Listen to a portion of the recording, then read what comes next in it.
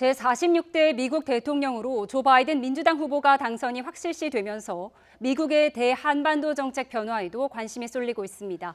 최근 치열하게 펼쳐졌던 미국 대선 결과와 함께 북미 또 남북 관계 변화에 대해서 짚어보도록 하겠습니다. 홍현익 세종연구소 수석연구위원 나오셨습니다. 어서 오십시오. 안녕하세요. 안녕하십니까. 네, 박사님이 당선인 확정까지 닷새라는 긴 시간이 걸렸습니다. 이 막판 확정 과정 좀 설명해 주시죠. 네, 간밤에 이제 마지막으로 펜실바니아에서 거의 이제 그 개표가 끝나서 완료된 건 아닌 것 같아요. 예. 그러나 나머지 잔여표들을 다 트럼프 대통령이 가져간다고 하더라도 바이든 후보가 더 표가 많기 때문에 그 지역에 20명을 더해서 279명이 지금 273명이었는데 또 연이어서 네바다주에서 6명이 또 다시 이제 확정이 돼서 279명이 됐습니다. 그러니까 지금 20명 차이가 되는 거죠. 예. 양측에 지금 결과로 그냥 끝난다면 20명 차이가 되는데 거기다가 이제 또 더해질 때가 있고요.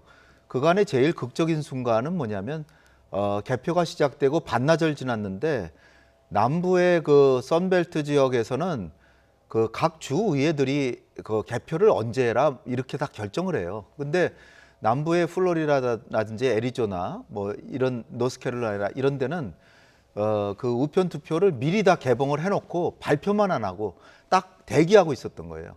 그러니까 그 주의회의 명령을 따르는 거예요. 그런데 이쪽 그래서 이제 처음에 남부 지역은 어떤 상황이 벌어졌냐면은 처음에는 바이든 후보가 앞서가다가 현장 투표가 주로 공화당이 많기 때문에 현장 투표가 개표되면서 다 역전해서 다 지는 거예요. 그래서 일찌감치 그 지역은 이미 다 졌고, 그러니까 플로리다가 넘어갔고, 그 다음에 노스캐롤라이나는 지금 95% 개표되고 좀 중단돼 있는데 거기는 아마 계속해서 트럼프가 이길 것 같아요. 그러나 애리조나주는 지금 이제 방금 아직 애리조나주는 아직도 결정이 안 됐죠. 안 됐는데 이 지역은 트럼프 대통령이 어떤 그 사람에 대한 인격을 그렇게 존중하지 않고 더군다나 자기 당의 대선 후보였던 존 맥케인 월남전의 미국의 영웅이죠. 이분한테 자기가 이제 대선 경선을 하면서 이 경쟁자가 되니까 경쟁자에 대해서 가차없이 그냥 막 뒤를 생각하지 않고 막 얘기하는 것 때문에 트럼프 대통령이 이렇게 당하는 건데요. 자기는 전쟁에서 무슨 혁혁한 공을 세운 줄 알았더니 겨우 포로가 된 사람이 무슨 자기가 영웅이라 그러냐 이렇게 얘기를 했어요.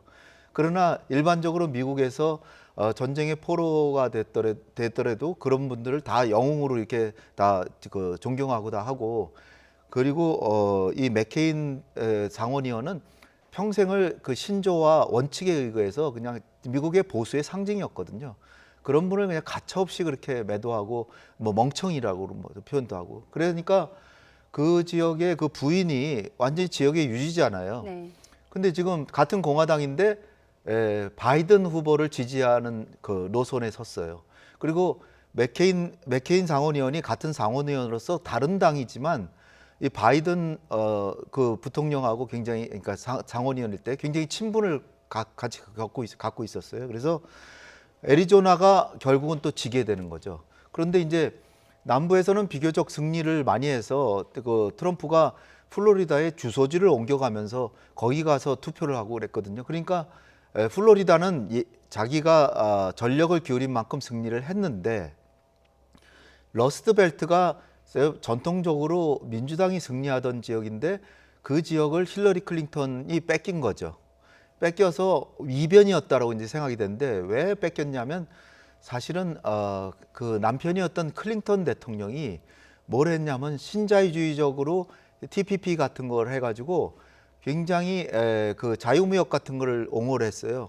그렇게 되니까 미국의 그 자동차 산업이나 이 전통 그 공업들이 그 값싼 외국의 상품들이 마구 들어오니까 거기가 러스트벨트가 된 거예요. 그러니까 침체하게 된 거예요. 그러니까 실업자가 많이 생기고 이 미시간하고 위스콘신, 그 펜실바니아가 경제가 상대적으로 안 좋아졌어요. 그러니까 민주당이 표를 잃어서 힐러리 클린턴이 당선이 안 됐는데 그 지역에서는 2년 전에 주지사 선거에서 세 주가 모두 민주당 지지사가 됐어요. 그러니까 트럼프 대통령이 얘기하는 게 조금 일리가 있어 보이는 듯이 모르는 사람들은 그렇게 보는데 사실은 그 개표를 결정하고 그 절차를 정하는 거는 주의회거든요. 근데 주의회는 한결같이 다 공화당이 다 장악하고 있어요. 공화당이 개표를 늦게 하라 그래서 그 투표 끝나기 전에 개표하지 말라 그래서 안 한 거예요. 그런데 늦어졌는데 트럼프 대통령은 그거를 마치 그 주지사들이 민주당이니까 그 사람들이 부정선거를 했다는 식으로 몰아가고 있는데 그거는 매우 잘못된 것이다. 어떻게 보면 누워서 침 뱉는 격이라고 이제 보여지고요. 그런데 이제 그 러스트벨트에서 계속 격전을 하는데 저만 하더라도 그 개표 당일날 오후 한국 시간으로 오후 3시에 그 지금 펜실바니아에서 지금 이겼지만 펜실바니아에서 트럼프 대통령이 15%를 앞섰었어요. 당시에 75% 개표 상황에서. 그러니까 25% 개표가 남았는데 75%를 졌으니까 아무래도 트럼프가 되나 보다 저는 한때는 그렇게 생각도 했었습니다. 예. 그런데 바이든 후보가 태연하게 나타나서 웃는 얼굴로 모든 것이 정상적으로 잘 진행되고 있고 예상대로 되고 있다. 그러면서 웃으면서 들어갔어요. 그럼 아마 쉬러 들어간 것 같아요. 이제 개표가 한참 걸리니까 쉬어야 또 나가서 또 성명도 발표하고 하잖아요. 그런데 저는 좀 미심쩍었죠. 그런데 하나하나 개표가 되는 걸 보니까 우편 투표의 지지자 그 퍼센티지를 보니까 민주당 70%, 공화당 30%예요. 그러니까 7대 3으로 25%가 계속적으로 개표가 되고 마지막 남은 게 피츠버그나 필라델피아 같은 그 펜실바니아 중에서 대도시만 남은 거예요. 그러니까 거기는 8대 2로 앞서게 되니까 거의 아슬아슬하게 이길 줄 알았는데 지금 0.5% 이상 이겼어요. 상당한 거거든요. 거의 뭐 15% 뒤지다가 0.5%를 앞서서 끝났으니까. 그러다가 이제 거기에 이어서 네바다에서도 6명 또 확보해서 279명이 됐는데 제가 볼 때는 애리조나의 11명, 그다음에 조지아의 16명. 여기도 거의 바이든이 이길 것 같아요. 근데 노스캐롤라이나는 트럼프가 이기고요. 그렇게 되면 306명 대 232명으로 74명 차이가 됩니다. 그러니까 압승이네요. 대승이 되는 거죠. 예. 그렇기 때문에 지금 트럼프 대통령이 소송하고 뭐 이러지만 별 의미 없을 것이다. 저는 예. 그렇게 크게 봐서 그렇습니다. 일단 앞서서 정리를 좀 해주셨는데요. 현재까지 CNN 집계로 보면 이제 네바다주에서 바이든 후보가 민주당 후보가 6명을 더 확보를 하면서 279명 선거인단을 네. 확보했다라고 정리가 맞습니다. 되는 상태입니다. 많은 외신들이 또 바이든 후보의 승리를 점치고 있다 보니까 잠시 후죠. 우리 시각으로 오늘 오전 10시에 바이든 이제 승리 연설이 예정이 돼 있습니다. 네. 어떤 내용들이 좀 포함될 거라고 네. 보십니까? 이젠 그냥 연설이 아니라 승리 연설이라고 예. 하는 게 CNN이나 미국의 주력 언론, AP통신 뭐 이런 거 다 해서 이제는 대통령 당선자, 프레지던트 일렉트 이런 표현을 씁니다. 네. 당선자라고 이제 표현을 하면서 그러니까 그건 뒤집힐 수 없다는 뜻이죠. 그러니까 바이든 후보가 완전히 트럼프 같으면 내가 그거 봐라 장담했는데 내가 되지 않았냐 막 이렇게 얘기할 거예요. 근데 바이든 후보는 여러분 중에는 나를 지지하지 않는 분도 계신다고 생각하는데 이제는 우리가 하나다. 하나의 이 분열된 나라를 그 갈등과 대립으로 치닫지 말고 이제는 위대한 미국을 재건하기 위해서 다시 위대한 국민이 되는 하나의 국민이 되자 이런 연설을 가장 강조할 것 같고요. 예. 그다음에 그 코로나19가 상황이 점점 더 심각해지니까 겨울이 오고 있잖아요. 그러니까 코로나19에 대해서 자기가 인수위 시절부터 시작해서 적극적으로 대처하겠다.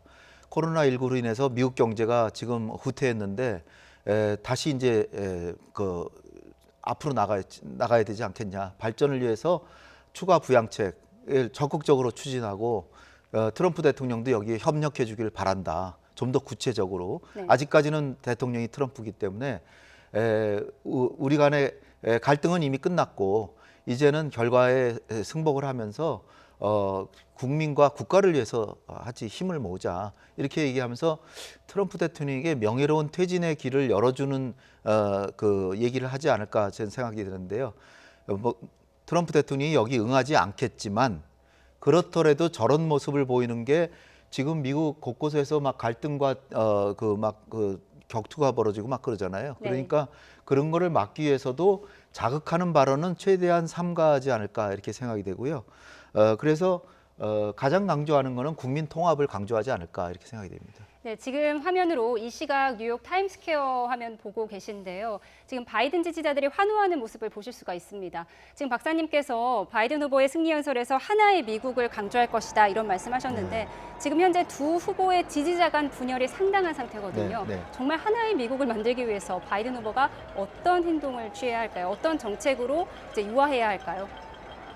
그러니까 자기가 지금까지는 경쟁자로서 트럼프 대통령을 굉장히 비판을 많이 했지만 그러나 지난 4년 동안 그 코로나 때문에 그렇지 경제를 나름대로 잘 살리지 않았을까 그런 얘기도 긍정적인 부분도 좀 칭찬도 해주고 그렇게 정력적으로 활동하는 모습이 참 부러웠다 뭐 이런 얘기를 저라면 그렇게 유화의 해주겠어요. 메시지를. 네. 왜냐하면은 지금 중요한 게 트럼프가 빨리 승복을 하지 않으면 인수위 출범에 대한 예산 지원이 좀 어렵고요. 예.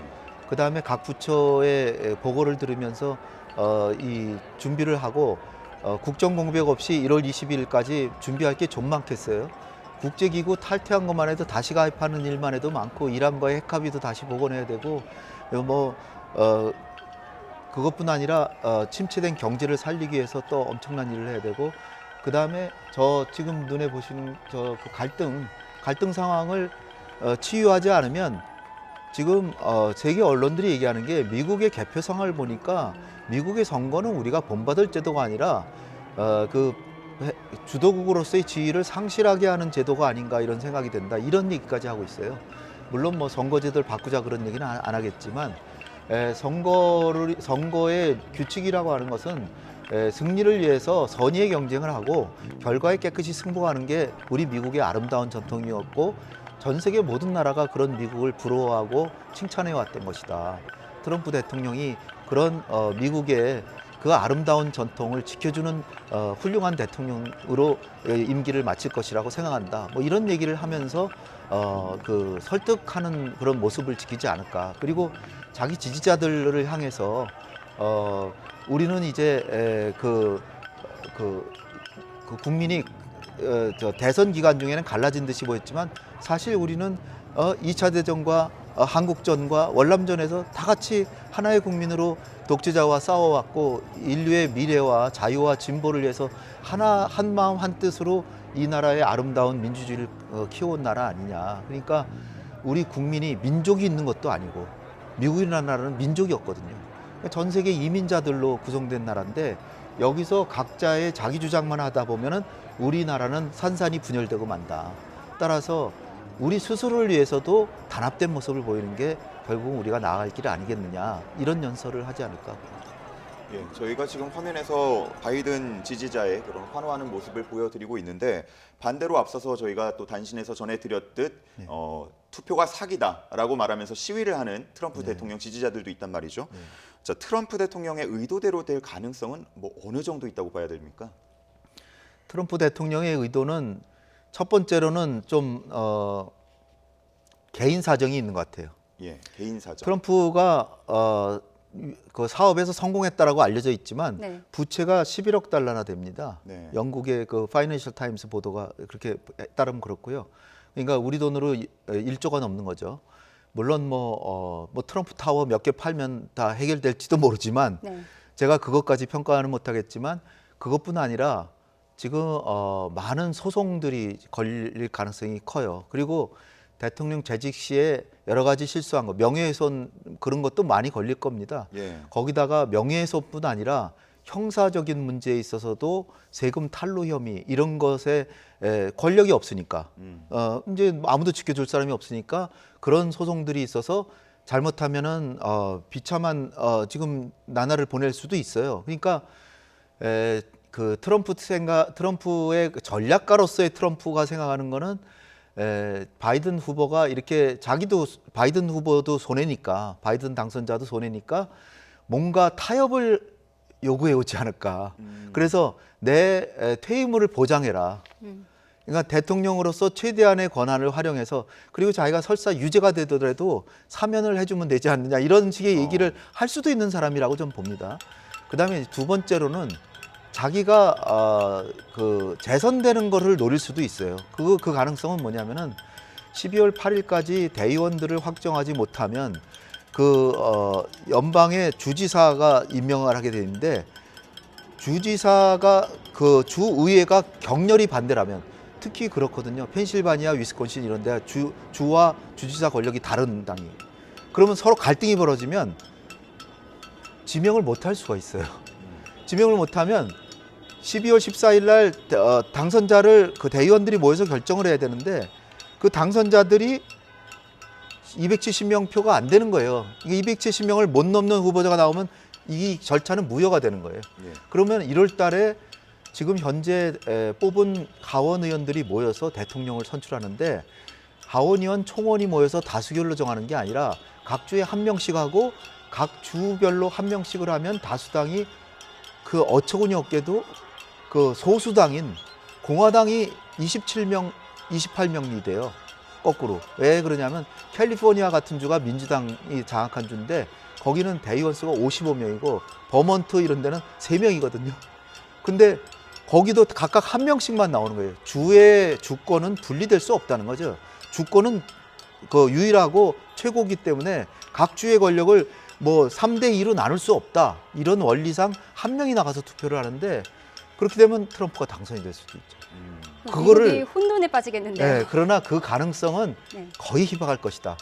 특히 그렇게 되려면 연방 대법원이나 그런 데까지 가야 되는데 연방 대법원에 에이미 베러 판사 임명하고 6대 3으로 보수가 유리하지만 그 대법원의 판례를 보면 알고 때 판례도 그게 선거인단 확정 2시간 전에 대법원 판결이 났어요. 연방 그 주 대법원은 알고의 요청을 들어줘서 개표를 해라 그랬는데 거기에 조지 부시 후보가 다시 소송을 대해서 연방에다 소송을 제기해서 연방 대법원이 중단해라 그랬는데 그게 대의원 결정 2시간 전에 이루어졌는데 왜냐하면 대법원 연방 대법원 판결이 그렇게 나온 이유가 이것을 만약에 재개표를 한 경우에 한참 시간이 걸릴 텐데 1월 20일까지 대통령이 취임을 못하게 된다. 그럼 국정 공백이 생기는데 그거에 대한 불이익이 너무나도 크기 때문에 여기에 대한 심리를 해서 결정할 그 재개표를 결정할 수가 없다. 따라서 그 중단할 걸 명령한다. 또 하나는 정치의 문제는 정치에서 해결해라.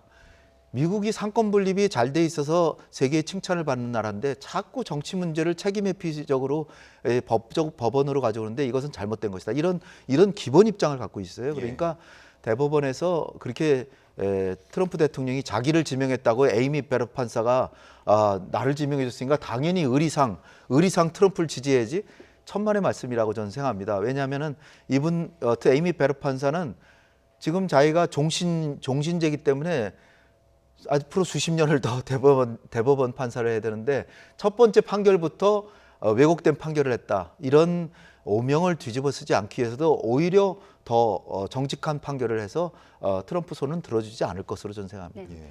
방금 말씀하신 그 미국이 혼돈에 빠질 가능성은 낮지만 우리가 염두에 둬야 하는 이유가 미국 대선 제도가 워낙 복잡하기 때문 아니겠습니까? 네. 지금 우리가 당선인이라고 부르고는 있지만 법적으로는 바이든이 당선인이 아니지 않습니까? 아니죠. 네, 그럼 앞으로 이 바이든의 정권 인수 절차 어떻게 되는지 한번 짚어볼까요? 미국의 인수위는 우리랑 좀 달라서 인수위 지금 홈사이트를 개설하고 뭐 이렇게는 했지만 공식적으로 뭐 각부 장관들을 불러서 와서 보고해라 뭐 이런 건 아닌 것 같고요. 비공식적으로 상당 부분이 이루어지고 그리고 부처에서도 업무에 지장이 없는 정도로 이렇게 하는 것으로 제가 알고 있습니다.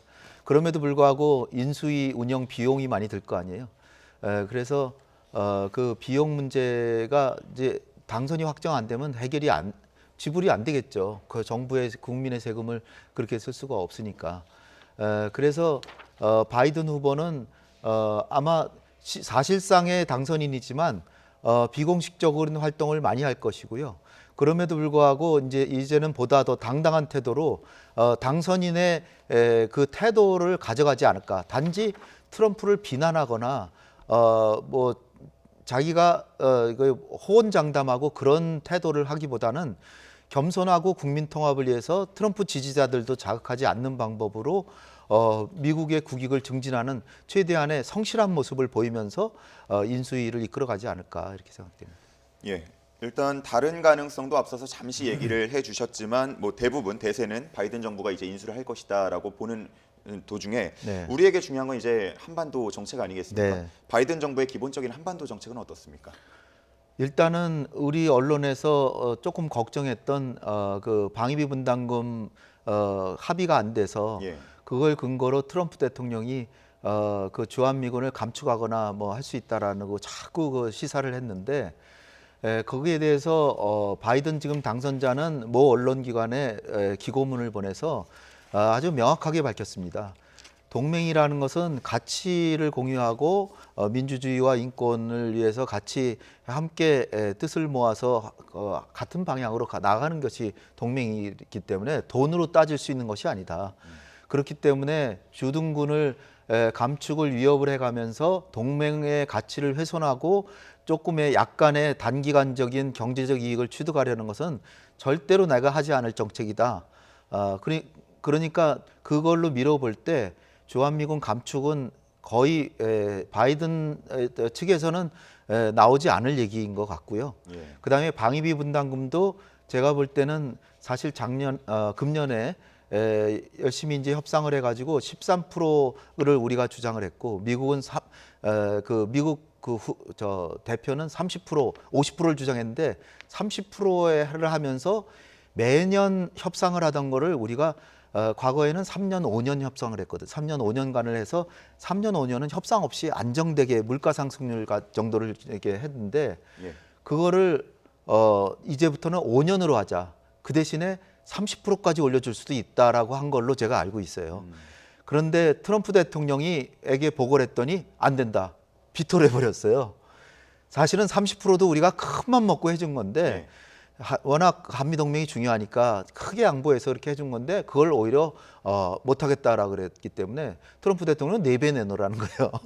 그래서 그거는 어처구니 없다. 그래서 그 부분은 잘 해결될 것 같고요. 네. 두 번째는 이제 북핵 문제인데 북핵 문제는 바이든 대통령 당선자가 부통령 시절에 이란과의 핵 합의를 주도해서 타결한 사람입니다. 그걸 또 자랑스럽게 생각하고 있는데 트럼프가 그걸 합의를 깨버렸죠. 예. 그런데 합의 깨고 나서 지금 상황이 별로 안 좋아요. 이란이 다시 핵무장으로 가고 있거든요.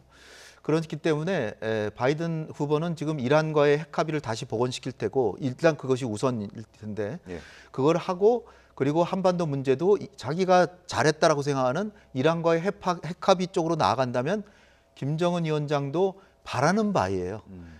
왜냐하면은 단번에 비핵화를 추진하는 게 아니라 일단은 동결해서 제재를 상당히 완화해주고 2단계로 제재를 비핵화를 완전히 하면서 제재를 완전히 해소하고 경제적 지원을 해주는 그런 합의가 2단계로 이루어질 가능성이 크기 때문에 네.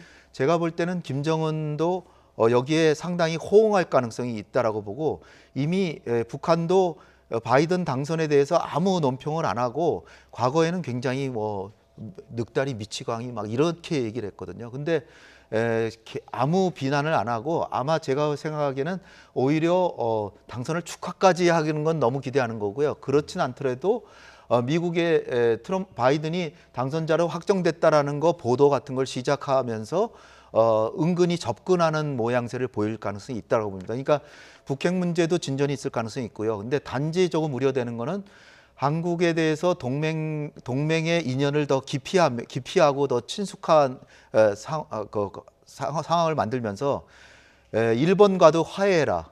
그러니까 한미일 안보 협력을 더 강화하자는 쪽으로 가고 거기까지도 그렇게 나쁜 건 아닌데 네. 그러니까 나쁘지 않다는 제가 표현을 쓴 거는 왜냐하면은 과거사 문제나 뭐 이런 문제에 대해서 그거보다는 그냥 삼국 공조를 하는데 더 협력하라 이런 식으로 나갈 거고 네. 중국과에 대해서도 우리가 자유민주주의를 수호하는 인권을 옹호하는 국가로서 중국에 대해서 좀 더 확고한 견제 태세를 갖춰달라. 그러니까 대중 봉쇄 준 동맹에 가담해달라 이렇게 하니까 우리가 그 완곡하게 거절하기가 좀 어려워진 외교의 지혜가 필요한 시점이라고 봅니다. 네. 지금까지 미국 대선 상황에 대해서 홍현익 세종연구소 수석연구위원과 이야기 나눠봤습니다. 말씀 감사합니다. 감사합니다.